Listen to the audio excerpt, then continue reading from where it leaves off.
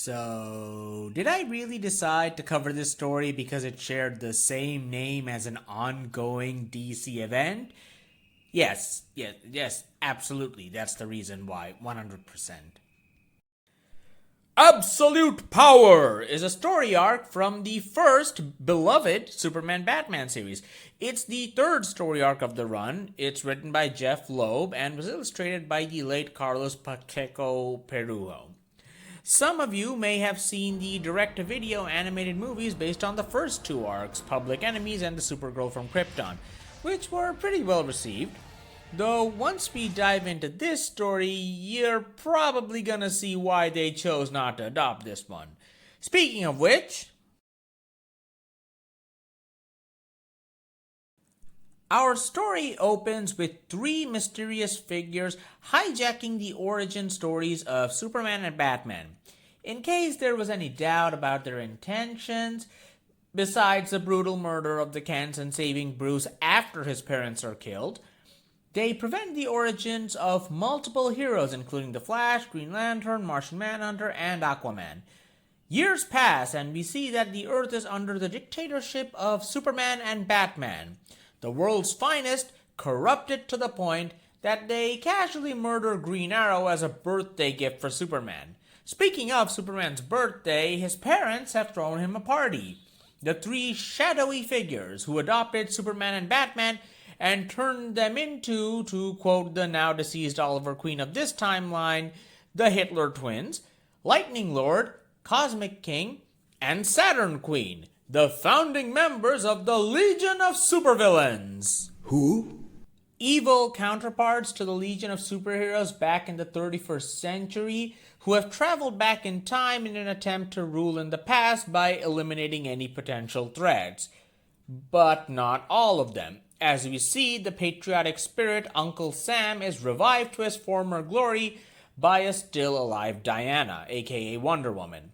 The two collect Abinsur's power ring and recruit several members of the DC superhero team Freedom Fighters, including Phantom Lady, the Ray, Dollman, and the Human Bomb. Our motley crew of heroes launch an attack on the Statue of Liberty, twisted into a statue of Superman and Batman, where the villain's means of time travel, a time spear, was hidden. Both sides suffer casualties in the fight, where Diana killing Batman and getting killed by Superman in retribution. Unfortunately, Superman is still blinded by rage and grief, and heat visions the Human Bomb in front of the activated time spear, which causes everything to go white. After a few alternate timeline shenanigans where either Superman or Batman or both die extremely violently, they end up in a future version of their Earth, which is covered in flames. There, they are greeted with the strangest bedfellows one could imagine. A Superman wearing the Kingdom Come outfit, the new god Metron, and Darkseid, who has Etrigan the Demon on a chain because why not? Darkseid tells our heroes that their parents basically screwed the time stream something fierce by altering it so much and it's up to them to fix it. Though skeptical of Darkseid's claims, they check it out and travel back in time to Superman's origin. On seeing them there, the Legion of Supervillains hightail it out of there, which lets the Kents find Clark and Superman to regain his memories. Unfortunately, he probably wasn't thinking straight at the moment, or else he might have taken any other course of action than letting Batman watch his parents be murdered. Naturally, Bruce attacks his parents' murderer. I believe it's some random thug post-Zero Hour and not Joe Chill, but this story indicates that it might be Chill, and wipes himself from existence.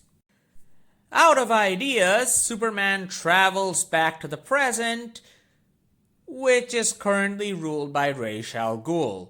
Realizing that he needs Batman's help, Superman decides to do something drastic.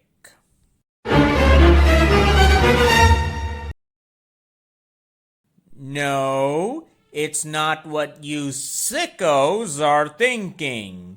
He takes Bruce back to Crime Alley and forces him to confront what happened there. Because we're on part 4 of a 5-issue story arc, Bruce remembers everything.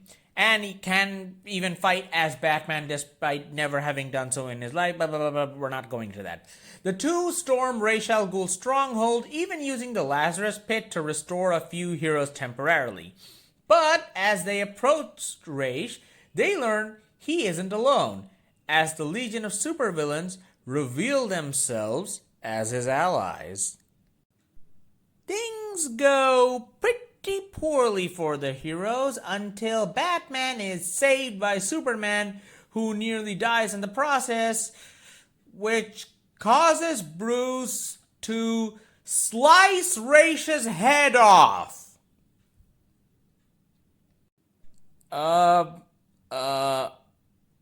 So Batman and Superman defeat the Legion of Supervillains and send them back to their own timeline and have to live with the memories of what they did.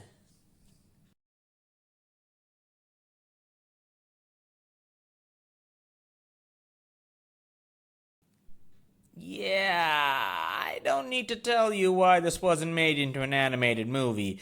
Not only are there time travel shenanigans that could drive people crazy, but this is an extremely violent story. I mean, it's a dark alternate timeline, and all things considered, this isn't as bad as, say, like Flashpoint or Injustice, but still, there are way too many brutal deaths happening on panel. A lot of them were committed by DC's most popular heroes in some particularly gruesome ways. Could they make it now? Probably. There would be fans of this thing right now. But back then, no way, Jose. This story hinges on a simple premise. Hey, there are villains in the future who can time travel, right? Why don't they stop our heroes from being born? And runs all the way with it to insanity. However, we don't actually see much of the world under Superman and Batman or what it's like to live under their fascist dictatorship. Instead, this story tries to cram in as many references to obscure or minor DC characters or concepts as possible. Deadman, the Freedom Fighters, Kamandi, Jonah Hex, Sergeant Rock, Haunted Tank. The older Superman wearing the Kingdom Come outfit is actually the Superman from Whatever Happened to the Man of Tomorrow. Jeff Loeb even throws in a reference to Batman Hush, which he wrote, in there for good measure. Even the Legion of Supervillains in this story is from an old Legion of Superheroes concept called the Adult Legion, which was believed to be the future of the Legion pre-Zero Hour, until it wasn't, because no one wanted to commit to that. Speaking of the Legion of Supervillains, despite everything they accomplish, they are treated like the idiots they are at every point. Darkseid points out the stupidity of their plan, they panic at the first opportunity that something will go wrong, and just manage to get as far as they did on their knowledge of the past, which makes it hilarious to see Superman and Batman praise these three while believing everything that came out of their mouths. Just goes to show you, it can be difficult to go against what your parents say, even if your parents are a trio of supervillains from the future. Still, there are some positives in this. It is a story arc from Superman, Batman, they would change that later. Jeff Loeb does have a very distinct set of voices for the world's finest, and that consistency is one of the story's highlights.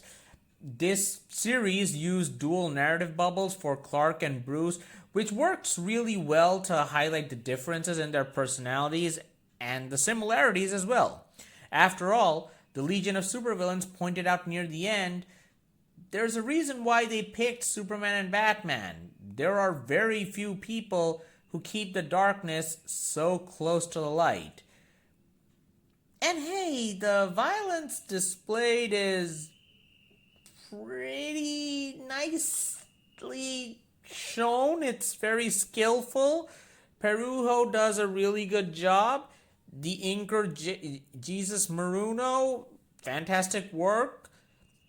I mean, people are dying horribly, but I guess it's not bad to look at.